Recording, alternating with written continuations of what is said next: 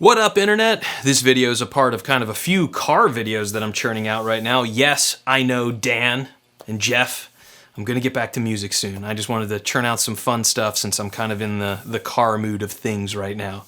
So, should you consider buying an Ecoboost Mustang, either a used S550 OG, the refresh, or even the new 2024 model? Let's go.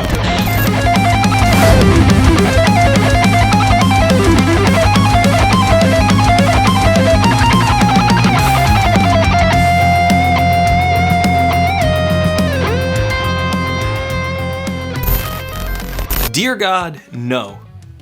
Do not buy the Ecoboost. You should not do that. And it's not for the reason you're thinking. It's not because of ecoboom. It's not that at all. It's not anything to deal with the reliability of the motor or anything like that. You should not buy an Ecoboost car because gas-powered cars are going away. We just lived through the best 10 years of automotive history of all time. I grew up as a little kid hearing all these stories in the 90s about like these nasty 69 Camaros and just the wonders of leaded gasoline. I had some strange influences when I was a kid. Man, leaded gas is such a fucking bad idea. And all the stories I heard from older relatives or friends or whatnot, who parents had some cool cars, and you start looking into the horsepower numbers and you just realize how anemic everything in the 80s and even into the 90s, like just how bad it was. I mean, God, can you imagine what that's like to be able to buy a car with 400 horsepower and then like the same engine 5 years later is putting out 135 or like just, oh my God, the malaise 70s into the 80s, man, that's just terrible. So it's crazy what we've lived through for these past 10 years. You know, just the Chargers and the Challengers and the Camaros and the Mustangs and like, you know, the GT 350 with a flat plane crank. It's like an opera singer fueled by cheeseburgers. It's just hilarious and amazing. You know, the last 10 years really have been absolutely amazing, and Camaro's gone, the Challenger's gone, the Charger's gone. They're not coming back. And I know Porsche is investing in synthetic gas and they're trying to push to their customers that, like, you know, the internal combustion motor's not gonna go away.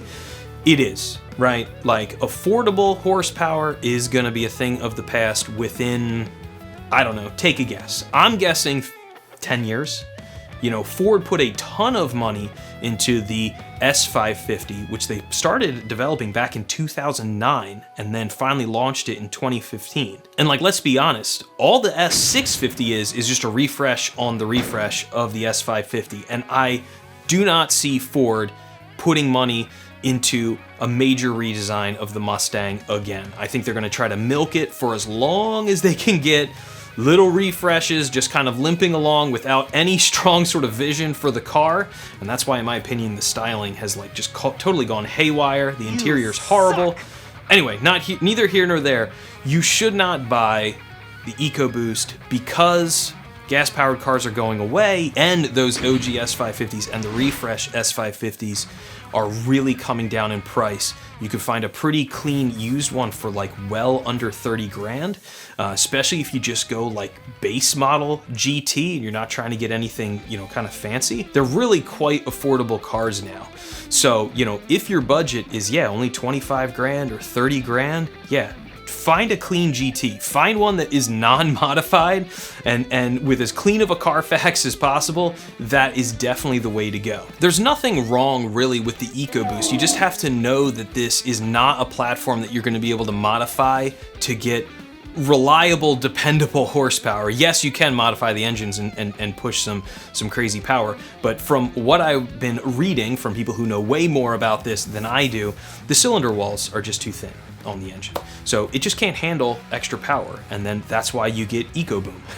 And now I'm sure people back in 2015 or 2016, when they first started modifying the cars and had their motors blow up, those people are rightfully, I think, deserve to be angry and irritated. But in this day and age, if you're looking to make legit power, you need to just look at the Coyote. Don't even waste your time with the V6, although from what I've read, that's actually a better power plant for modding. But like, what are you even doing fooling around at this point with how much GTs cost used? Just go get a clean GT. or go get a Charger, go get a Challenger, find whatever you can that's clean. Gas-powered cars like these, this sort of like affordable horsepower, I don't think they're gonna be around for much longer. You know, sure, there'll be Ferraris forever, there'll probably be Porsches forever. They're pushing hard with their synthetic fuel to try to get their customers to still buy new 911s. But as far as like affordable horsepower goes, you know, Ford has said they don't want to be a car company anymore. They want to be a transportation company. And that's why they don't make any cars, right? The Fusion's gone, the Focus is gone. Like all of that is gone. The only car that they make currently is the Mustang. So the fact that that's barely managing to hang on, you know, hopefully the fact that the Challenger and the Charger and the Camaro are all gone, that helps at least send enough sales to have the Mustang kind of continue limping on. I just strongly doubt that they're going to dump the amount of resources into the car that it really needs to have it continue on into potentially the 2030s or further. Now, I had an Ecoboost for 8 years and the car was outstanding. My car was the OG S550 Ecoboost and it had 310 horse with 320 foot-pounds of torque. So it's a torquier engine than you expect. I had the premium trim, so it was a nice place to sit. The ability to change it into Sport Plus mode, you don't get that in the base car. And man, the difference in throttle response, you could feel it kick on the Sport Plus. In all my years of owning it, the only thing that ever went wrong was one thing. It was the mass airflow sensor, and I already complained about it in my follow-up 8-year-long video that I made of the ordeal that was Fred Beans of Chester. Don't go there. But that was the only thing that ever went wrong. One repair in 8 years, 90,000 miles of ownership is rock solid. Like it just is. There's no way around it. Being able to use my car as a daily driver to get me around, taking it on vacation, down the shore, eventually sticking twins. Wow. Yes, twins in a Mustang. It worked. You got to be short like me, but it did work. Yeah, the car was excellent. Yeah, don't waste your money in it now. You know, the only reason I bought an Ecoboost in 2016 was I couldn't afford a GT. You know, the upper end of my budget would have been, you know, brushing around 30 grand. Your GT was more. I think they started around like 33, and then you toss tax, title, and tax, you're looking at 35. Yeah, you should not fool around with the Ecoboost. Find a clean GT. They are out there. My car was a 2-owner car, less than 20,000 miles on an 8-year-old car. So they are out there. If you were less picky about color combination and all that kind of stuff than I was, there's a lot of them out there. There's plenty of people who have bought these cars, stuck them in their garage, only used them on the weekend. There's a very good, and they sold a ton of them, especially the refresh. I wasn't even considering a refresh. If you're looking at the refresh, there is a load of cars out there.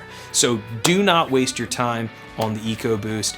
Now is the time to enjoy the end of the internal combustion motor.